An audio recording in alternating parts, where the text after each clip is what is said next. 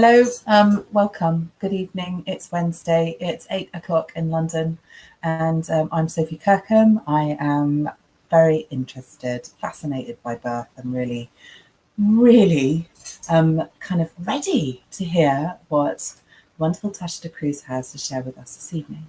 This is all about eating well, and we don't want to tell you what to do, but we want you to know that there's so much importance to eating really well during pregnancy and during labour and after you've birthed your baby, because it makes a difference and it has a really important impact. So Tasha, good evening, welcome. Hello. Hi. Thank you. Thanks for having me. It's a pleasure. We're really pleased to have you on board. Tash, what's above and beyond being a nutritionist, what are you about to become in 2019? I'm about to become a mum for the very first time. Yeah, first time. Lovely. And tonight, are you going to lead us through what kind of thing? Okay, so tonight I'm talking everything nutrition during pregnancy. So I'm trying to answer the most common questions that I get from clients really about how to eat during pregnancy, the sort of challenges that people have around food and nutrition during pregnancy. Okay, all right. So if you're ready, we can. So I'm going to change the way the screen looks. Ooh. So that you are leading. Ta-da! Off you go. So you have the screen. Great. So just a little bit about me. So as Sophie said, my name's Tasha, and I'm a nutritional therapist. And I specialize in pregnancy and post-birth nutrition. And the reason how I got into this actually was really when I became pregnant myself and found there was a lot of information out there about what I really mustn't be eating. But I found there wasn't a lot on what was really optimum, what was best for me, what was best for baby. A lot of the information out there seemed to be just eat healthily, have a balanced diet, and so on. And that's great. That's your usual advice on nutrition. But what about during pregnancy? What do I really need? What does baby really need? So that was how I kind of went into this specialty. So as I said, the way I'm talking tonight is really just taking the 3 to 5 most common questions that I get around nutrition in pregnancy that I get from women I talk to and so on. But before I kind of get going into that, obviously food, the food that we eat, what we eat, we usually do 2, 3, maybe 4, 5 times a day, affects every single cell in our body, pregnant or not. It's what builds us. It's what gives us nourishment, gives us energy, makes us healthy or not so healthy. And of course, when we have a baby growing inside us, then everything we eat is also going to affect the baby.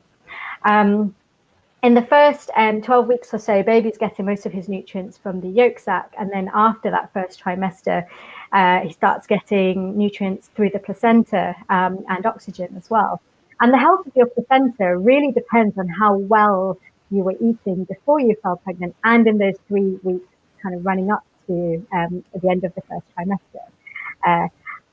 No matter what, baby will almost always get what he needs from you. So all the nutrients that he needs to thrive, to grow, to become a human being, he gets from you. But this can often happen at the expense of your stores. Really often women find halfway through their pregnancy or towards the end of their pregnancy, they become potentially iron deficient. And this is because baby has sort of taken those irons from your own stores. Similarly, women often have problems with their teeth during pregnancy, and again, this is because baby takes calcium from you. And if you're not, if you don't have good enough stores of calcium, then baby's going to take it from your teeth and from your bones. And this can really have a knock-on effect much later in life as well, when you're much older, with things like osteoporosis and other sort of degenerative bone disease. So making sure that you're eating right now during pregnancy, before pregnancy and during pregnancy is really, really vital to make sure that you're not losing nutrients to the baby. Of course, baby is really, really important, but so are you. You need to be able to sustain this pregnancy, by thriving, not just sort of just surviving. Sophie used a really great analogy the other day. Actually, she talks about putting in nutrients and seeing it as a bank account. So baby is taking the nutrients from us, and we need to make sure we deposit the nutrients back in so that we stay in the black, don't go into the red. And I think that's such a great analogy to kind of remember, because obviously we strive to make sure that we're staying in the black in the bank. So the first question that I get really, really commonly is, how much should I be eating? And I think women worry about this because there's a sort of contradiction between, some people say, oh, you're pregnant, you're eating for two, you should be eating whatever you want. And then there's the official advice, which is you don't really need to eat more than you already are. You just carry on eating a balanced diet. I say be led by your hunger. If you're hungry, don't ignore that. Don't just sort of starve yourself. Allow yourself to understand and hear your hunger cues. Because it could be that before this, you actually weren't potentially eating enough calories. I think women can often be really, really guilty of not eating enough food. And also, even if you don't actually have any extra energy requirements, any extra calorie requirements, you may find that actually dealing with the hormonal changes that are happening in your body is changing, you are growing, you are changing, is actually going to cause you to need more food and so on, have that extra calories. So be led by your hunger. But if you find that you're really hungry after immediately after eating, or maybe in the middle of the night, then that, for me as a nutritional therapist, suggests that perhaps you're not quite getting the balance right in your meals. So you might be potentially having far too many carbohydrates and not enough protein and fats. So protein and fat are, for me, really key macronutrients to make sure you're getting in. And I always say get them in at every meal and every snack.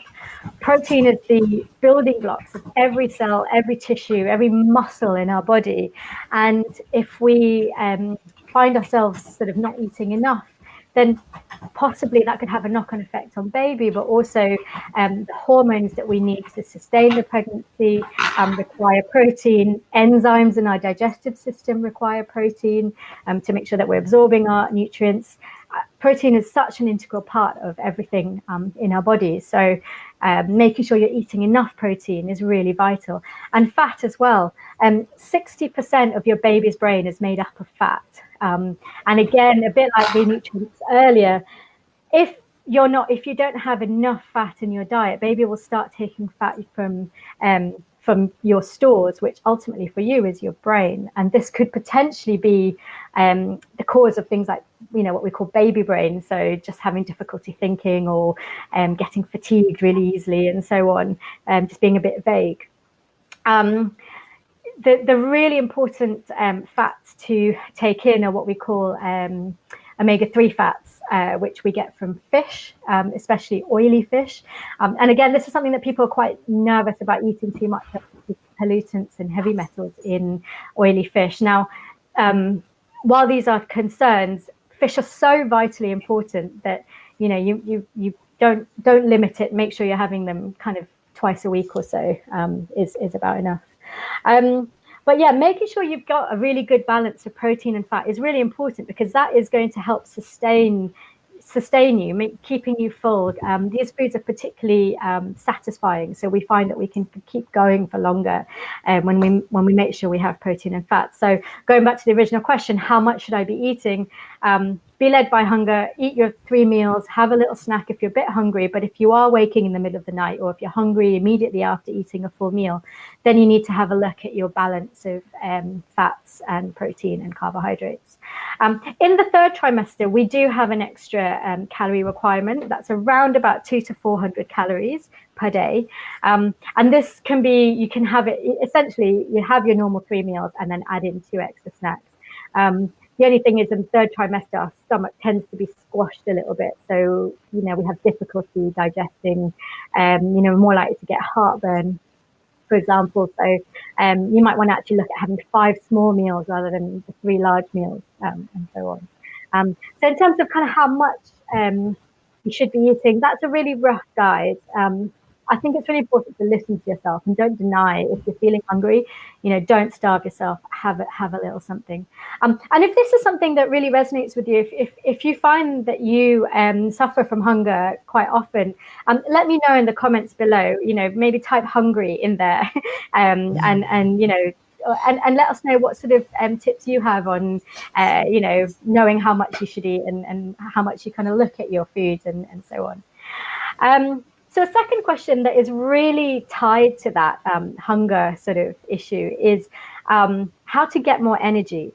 And this comes up so often because quite often women are sort of trundling along, quite happy in their sort of lives, and they get pregnant and suddenly realize that they're absolutely shattered.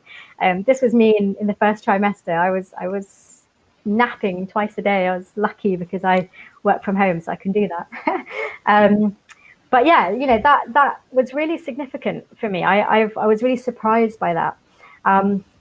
Again, this goes back to that protein and fat thing. If you're not getting a good balance of protein and fat, and you're getting too much of the refined carbohydrates, that can really cause a dip in energy.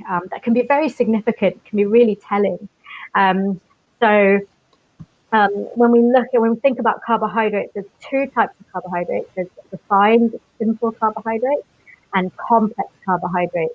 The simple ones are, you probably know this, it's like the white stuff, the white bread, the white pasta, the sugar, the stuff that is really delicious and comforting, easy to eat.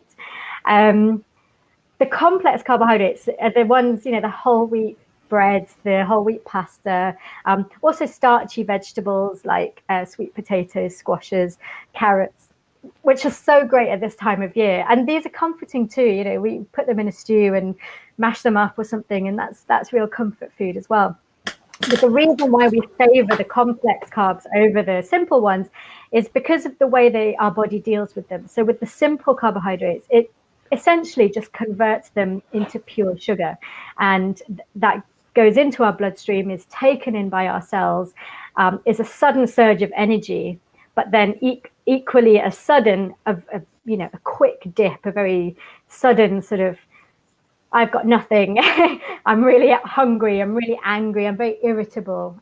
These are really common symptoms that people get when they have this sort of maybe refined carbohydrate emphasis. And you can manage that by kind of favoring complex carbohydrates, because these just keep you that little bit more steady. So choosing brown rice, choosing brown breads, brown pasta, and just being a little bit more aware of how much you're eating as well. If you've kind of woken up in the morning and had toast and jam, or a bowl of cereal, and then for lunch you've had, I don't know, a tuna sandwich on white bread, and then for dinner you've had pasta and tomato sauce, you've had quite a high intake of the refined carbohydrates, very little fat and protein. And so it's no wonder that you could potentially be waking up at 2 o'clock in the morning feeling hungry and having a cereal bar, for example. So going back to that, kind of making sure you're getting your protein and fat in good balance, keeping your carbs complex, favoring complex carbs over simple carbs, and so on. And this should just help keep you steady. And I'm not going to say, that you'll have boundless energy, because being pregnant is tiring. But it's just about making the most out of what food you can eat, what you can control, and just not adding that as an extra stress to the body that could potentially cause you to lose energy or have these energy dips and stop you reaching for biscuits, for example. Another kind of non-food related, really obvious thing really is just to get moving and to get outdoors. Again, it's really easy when you haven't got any energy to just think, I'm just going to stay in today, or just not even think about it, to get to sort of 3 o'clock in the afternoon and suddenly realize you've not left the house or left the office or something. But moving, getting outside, especially going for a walk, especially first thing in the morning, actually, is really, really good for our energy. It sets our body up. It lets our bodies know that it's morning time and sets us up for sleep later on. So it kind of resets our internal clocks to say it's morning now, in 12 hours time it will be bedtime. So it should help you sleep if that's something that you struggle with. And moving just it's sort of contra. It doesn't kind of make sense that, if I'm tired, that I should be expending more energy, but actually it does help. It does help to kind of lift your mood, give you a bit more energy, and just feel a little bit more steady. So again, if energy is something that you really suffer with, if it's something that you've noticed a sudden drop in during pregnancy, let us know. Type energy in the comments, and what do you do to keep your energy up? How do you manage your energy dips and so on? And do you notice energy dips? Maybe that's not. Maybe you don't notice that.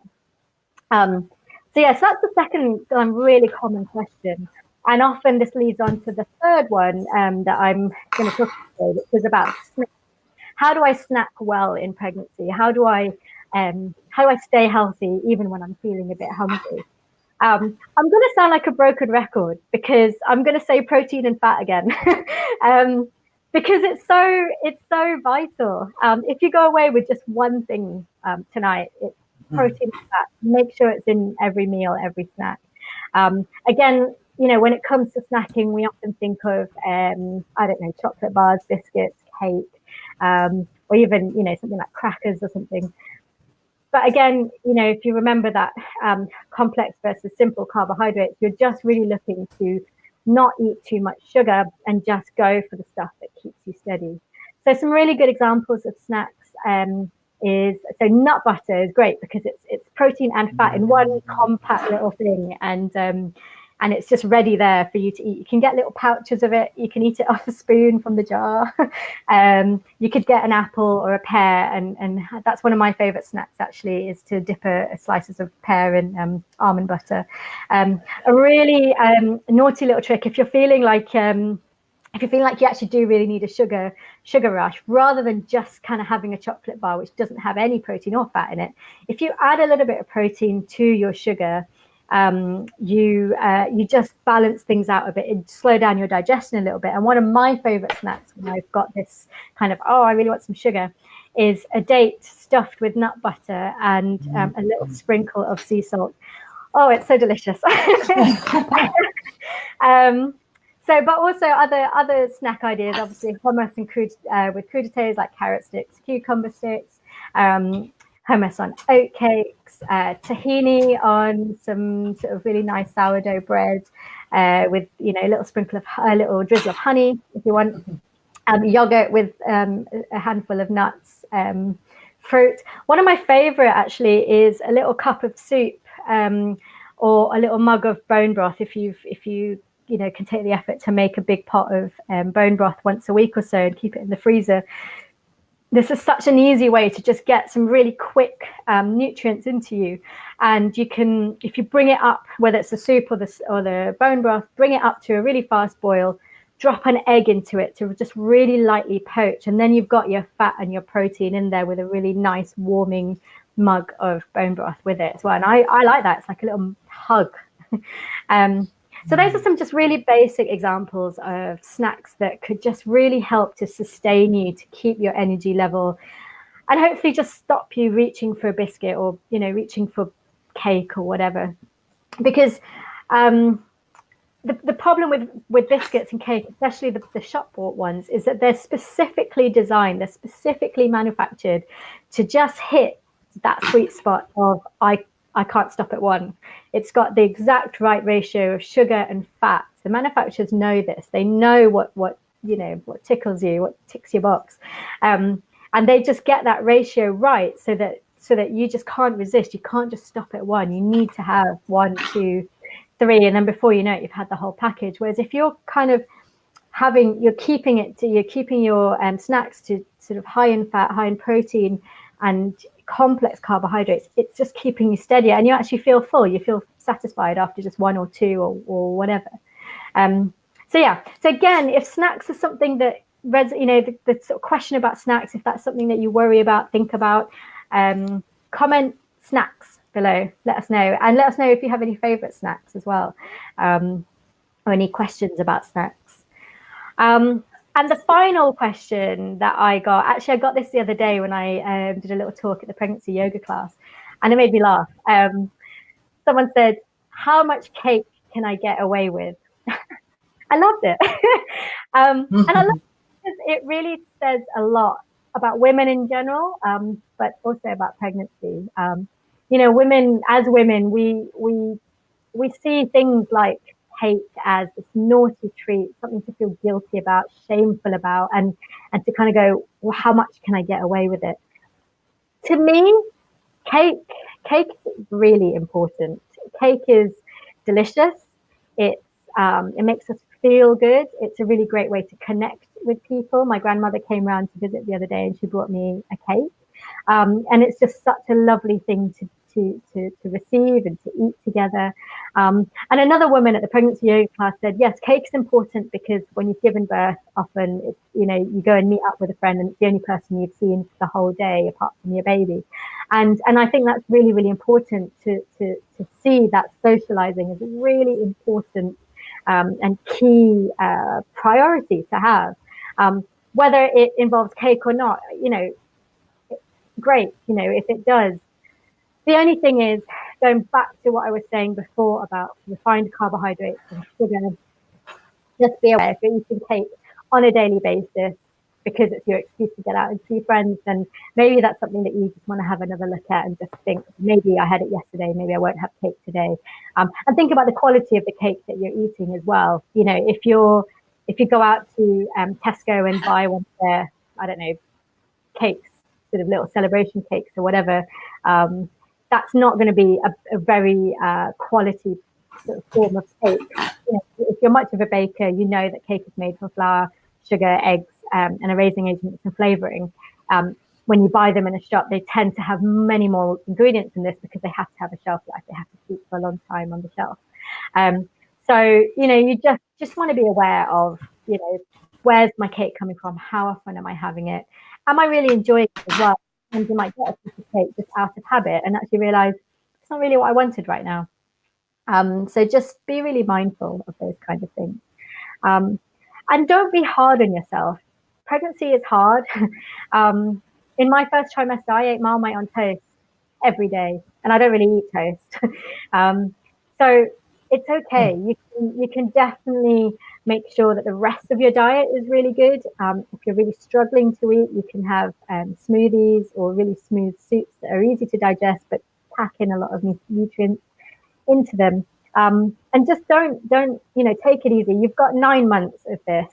It will even itself out. If you're aware, if you know what you're doing, and you have a little bit of knowledge, like you might have learned from today's talk, you know where you can and can't sort of get away with, and you know what your priority needs to be, where you need to emphasize good nutrition and so on. So that's pretty much the end of the sort of questions that I wanted to answer specifically. If you have any more questions, post them in the comments below. I'd love to know if you have any questions or comments on anything that I've mentioned. And hopefully we should have some time to answer some of those questions live. So, hi Tasha, I've got a question. Can you hear me? I can. Hello. I wanted to ask about fibre, just because sometimes in pregnancy might get a little bit, I don't know, it feels like you can get a bit constipated. So maybe when you first get pregnant, you get a bit constipated. And then towards the end of pregnancy, get a bit constipado. And I'm just wondering, how could we make it easier to have a download to do a poo? How can we ease the passage? Yeah. So constipation is really common, and it's actually quite common in non-pregnant people too. Okay. And the reason for that is because people don't drink. We don't drink enough water. I'm guilty of it. I am absolutely not great at drinking water. I have my bottle next to me. And in pregnancy, especially, you have a greater demand. You need more water because your blood volume increases, so you actually are more likely to be dehydrated much quicker. So definitely, hydration is your number one kind of thing to think about. People go on about fiber, but high fiber with not enough water actually has the complete opposite effect. It makes you more bunged up, makes you more constipated, because although you're getting loads of fiber in and your stools are getting there, but there's actually nothing to soften it to make sure that it's actually easy to come out. So yeah, I would say hydration's really key. And yeah, water's the best. But also, obviously, if you're having smoothies or you're having soups, that's going to have your liquid and your fiber in there as well. In terms of how much you should be drinking, yes, it's hard because the thing that gets bandied around a lot is 8 glasses, and that's quite vague actually, and I don't think it's actually based on any specific evidence as far as I'm aware. I like to say be guided by your thirst, but often we confuse when you're thirsty, it's too late. It can be too late, but also we can sometimes confuse hunger for the other way around, thirst for hunger. So no, hunger for thirst. The other way around, thirst for hunger. So often when we think we're hungry, actually it could be that we're thirsty. So if we kind of obviously outside of mealtime, so say if it's before mealtime and you're hungry, that probably makes sense. But say you're hungry in between meals, it could actually just be that you're thirsty. So have a nice big glass of water and see how you go. But yeah, I would say being aware of having, a good 1.5 to 2 liters. I mean, it really depends on you as a person, on your size, on your exercise levels, and so on. So it's hard to be really specific. A minimum? Like a minimum amount of water? Or better still, okay, maybe a better question would be, how do you know when you are well hydrated? So look at your pee. Always inspect the toilet after you've been, whichever one you've done. So it tells you so much about what's going on inside. But definitely, you're generally looking for straw-colored pee. Apart from very first pee in the morning, you're likely to be quite dehydrated, and so it's more likely to be darker. First thing in the morning, definitely drink a glass of water. Preferably maybe a little bit warm, so it kind of fires up your digestive system a little bit as well. But start the day with a glass of water, and then watch your pee. And if it's straw colored, to pale, then that's very good. If it's any darker than straw colored, then you're probably dehydrated. Okay. And so I've got another question. So I'm just checking. I'm just going to refresh on the thread to see if we've got any questions from people watching. I have got another question that I want to ask, and it is about so unfortunately some women are hideously sick during their pregnancies, and they really struggle to eat and drink stuff, and like you mentioned before, actually it's kind of okay because you can rebalance at some point. So there's in extreme cases hyperemesis gravidarum, and that's really awful and really hard, and you just have to hope that your pregnancy will even out a bit. But if you are feeling nauseous, that I liked the suggestion of doing kind of 5 smaller meals a day. So sort of spreading the meals out throughout the day. And I know that I was drinking peppermint tea last evening, and I wasn't being sick a lot, but I felt sick throughout. And I also got hooked on Gaviscon for indigestion. And when I say hooked, I mean I had a bottle of Gaviscon in every room, in my handbag, in the car I had a bottle. So like, an alcoholic or something. So then I spoke to a very wise midwife who told me, she went, I bet you started with a 5 milliliter spoonful, didn't you? You had like 5 mils of it, and now you're on pints of the stuff. And I was like, yes. And so she said it just kind of makes it worse. And so I weaned myself off, and I used apple cider vinegar, but I have no idea why that worked. You got any insight into that? Yeah, so there's sort of two questions there: what to eat, or how to manage if you're sort of very sick, more with morning sickness or nauseous, and how to manage indigestion. So I was really lucky; I didn't have any morning sickness or nausea. I sort of went off meat, which is really interesting because I'm a meat eater. I don't eat loads of meat, but I do eat it. But yeah, it actually surprised me that I didn't have any morning sickness. I thought, oh, am I really pregnant? Oh, So morning sickness is very, very common in pregnancy. It actually has an association with disrupted blood sugar levels. So if you have very high haywire blood sugar levels, that can cause you to have morning sickness or nausea. right. So and often low blood sugars can be that trigger, so which is often why maybe first thing in the morning. I know it can happen throughout the day at any time, but often it's worse first thing in the morning because that is when we're going to have the lowest blood sugars. So one thing you can do is have a snack next to your bedside, so that the first thing you do when you wake up is actually eat something.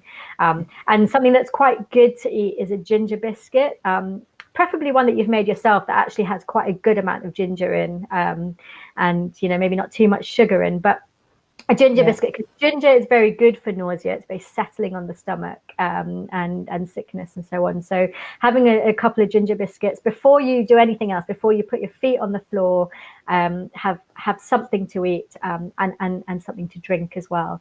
Can I chip in with an idea about in the middle of the night when you get up for maybe wee number 1 or wee number 2, to have a little snack then as well? Would that be all right? Just just to stem, just to keep blood sugars a bit more. I think it would really depend on you. So if having it very first thing in the morning doesn't work, then maybe try that. The reason why I'm reticent about that is because at nighttime, you don't really want your digestive system to be working too hard. So it will have dealt with your evening meal, which hopefully you've eaten kind of a couple of hours before you've actually gone to bed. So it will have dealt with it, say by 2 o'clock in the morning, or be well on its way to dealing with it. So you kind of don't really want to start it up again in the middle of the night, which is why snacking in the middle of the night is well, it can be, if you're hungry in the middle of the night, it is, as I mentioned, a sign that your meals are not quite balanced. Which, as I said, is this imbalanced blood sugar is a potential cause of morning sickness.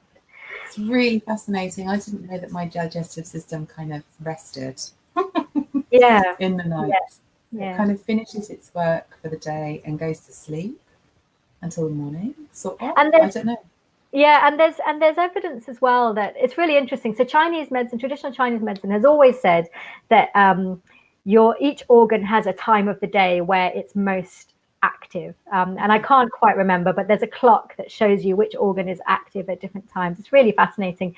And actually, science is now finding this to be true. Whether it's exactly matches up with which organs are active when, I'm not quite sure. But it is true that our organs do work. Each organ has its own what we call circadian clock. So it means it's more active and less active at different times of the day. So, that it's really interesting that ancient kind of medicine says this thing, or ancient traditions say this one thing, and then it's backed up many thousands of years later by modern science. But yeah, so there is some evidence that there is definitely a time of day where your organs work better or shut down or whatever. Not shut down. Nothing ever shuts down because that would mean you die. But does that mean that our baby is doing something similar inside us when they're growing? Yeah, that's a really interesting question. I don't know. I've not really thought of it like that. Because some people have babies who are, quite peaceful at night, and others have like thumper at night, don't they? Yeah, mine's really active at night. I'm always like, well, is it more active, or am I just, because I'm less active and I'm more aware of what's going on, so I'm quiet and I can feel him and know what's going on inside me? Maybe, I don't know. But I mean, people also say they get rocked by your movements in the daytime, and then when you're at night, it's finally like, yes, I can dance. Yeah, we do get that when people are doing their calm breathing practice and they're going into sort of deep states of relaxation. They find that they get more movement, wriggliness, just amazing. because you've created a bit more space for them because you've softened your muscles. Yeah, I love it because it's like baby saying, "I'm here too." It's very reassuring. So your second question was about indigestion and heartburn. Yeah. So this is something that I've had a lot of in my pregnancy. It kind of started probably about 4 to 6 weeks ago. What I've really noticed was I went to New York about 6 weeks ago, and it was really, really bad there. And I think that was because I was eating a lot more. I was not eating normally. I definitely didn't have anywhere near as many vegetables as I normally have, but definitely a lot more carbs, a lot more of the refined stuff. When I'm on holiday, I'm yes, I'm still a nutritionist, but I'm like, food is such an important part of travel for me. So we really enjoy the food that we're eating when we're away. But I really noticed a big difference. It was really interesting. I mean, I guess there's also the fact that we were on a slightly different time zone. We were eating a bit more erratically, so maybe later than normal. But yeah, that really showed. And then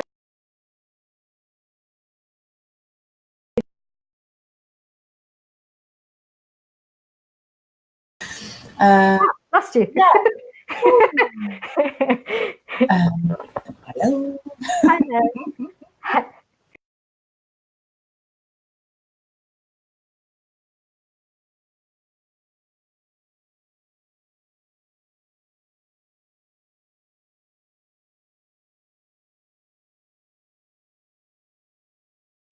Guest screen.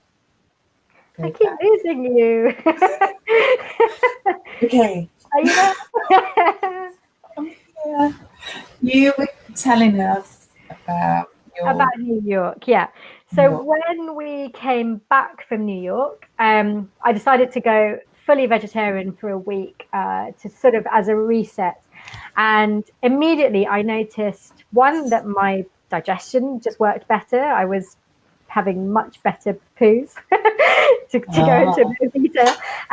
But also my indigestion was far better. And so I really noticed a correlation there between eating that sort of quite refined carbohydrates and an increase in that indigestion. So that was the thing.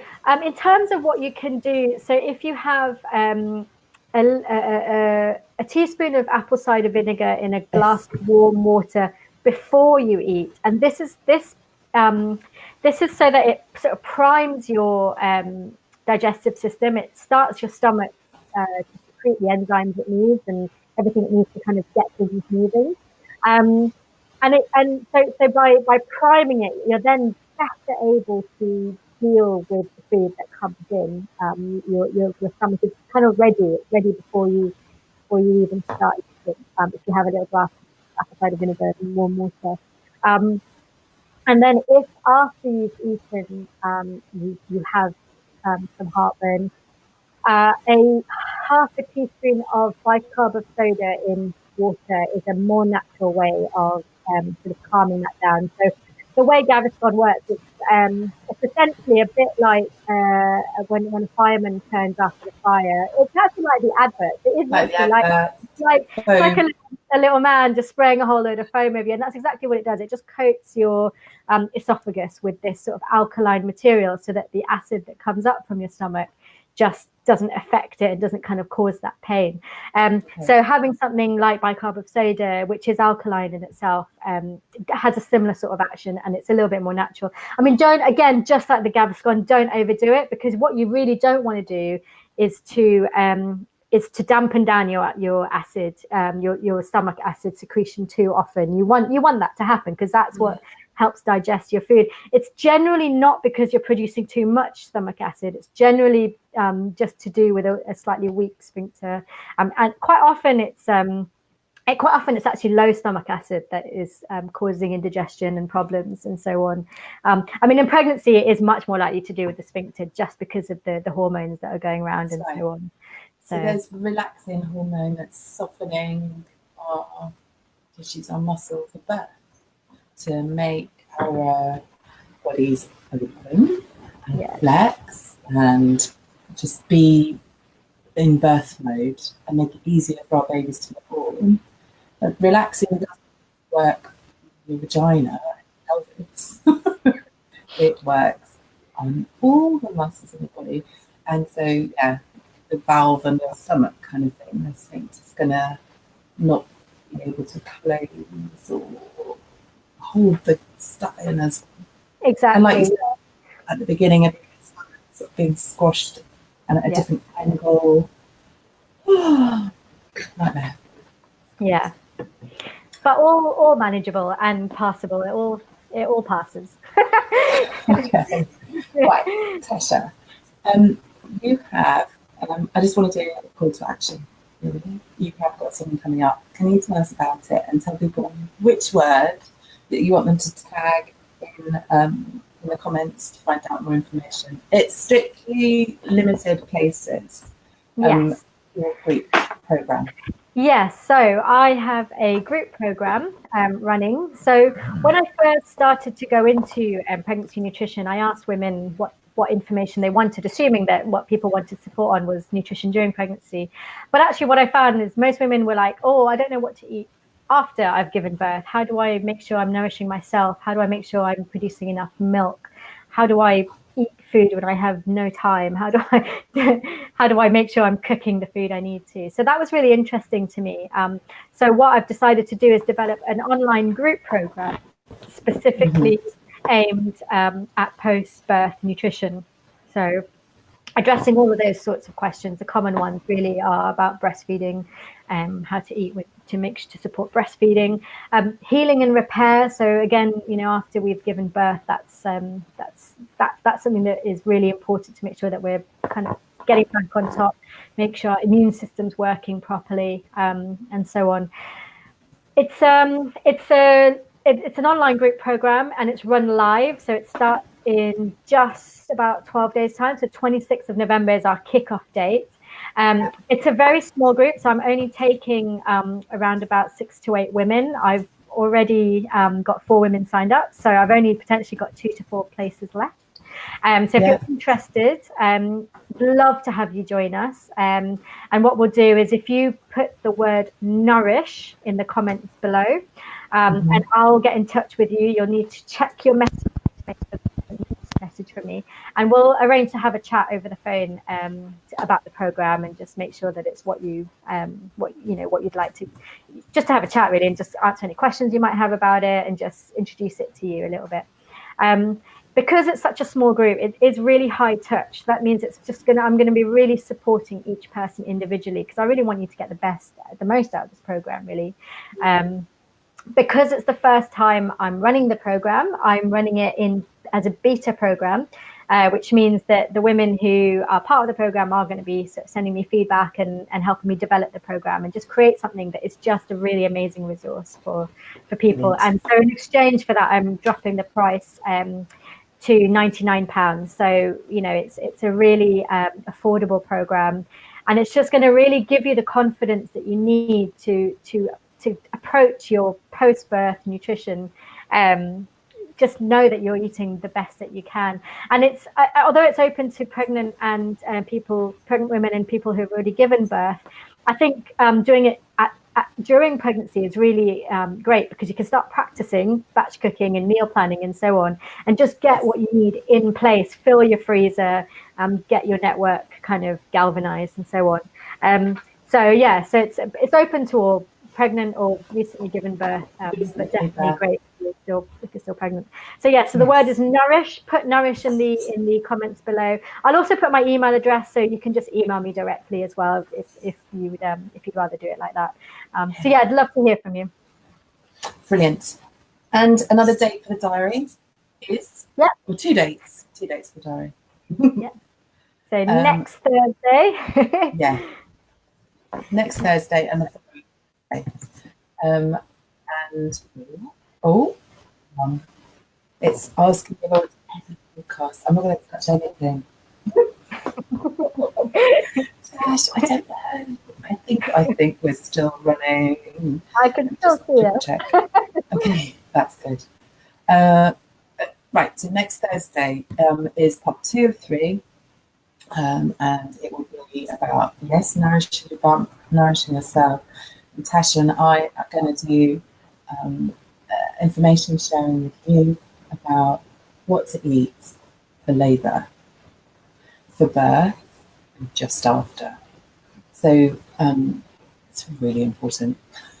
I think people just don't realise how significant eating in labour and staying hydrated is. So that's what we're doing next week. And we would really love for you and your pregnant friends and your birth partners and or husbands and doulas, anybody who's interested to join us. So we'll set that event up very similarly to this one using BeLive. I've loved having this information tonight, Tasha. It's just been really enlightening and wonderful to share. I'll watch back because I wasn't able to give my full attention as I've been sort of sharing and things. Yeah. So to find out more about Tasha's WIC program, just type Nourish, finite number of places, £99 if you book before it starts on the 26th.